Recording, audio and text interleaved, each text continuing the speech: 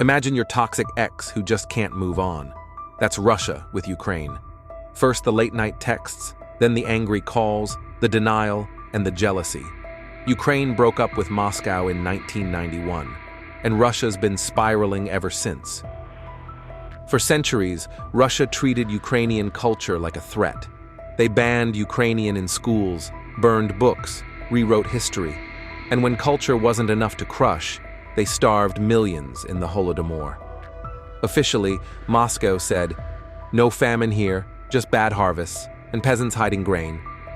Meanwhile, armed guards stood over empty fields. Ukraine's identity was the one thing Moscow could never control, no matter how absurd the excuse, no matter how brutal the plan. Kind of awkward for an empire that worshipped control. Fast forward to 1991. The Soviet Union is collapsing like a bad Jenga tower.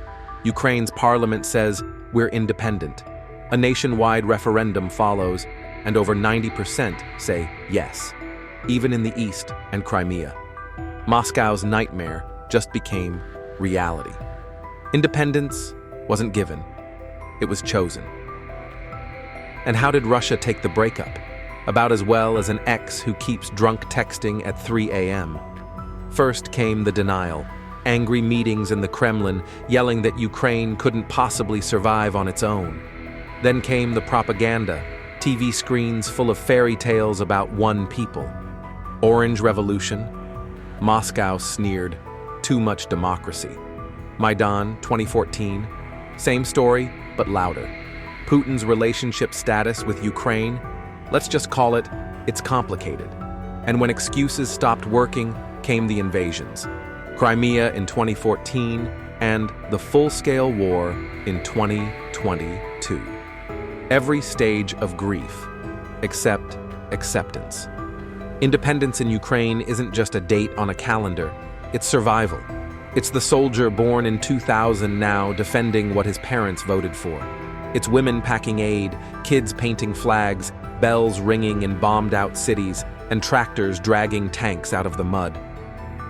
Independence is alive, every single day. So what's Russia's playbook on Ukraine? Easy.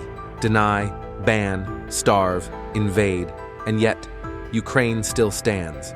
Independence isn't just history, it's happening, right now, and no empire has managed to erase it.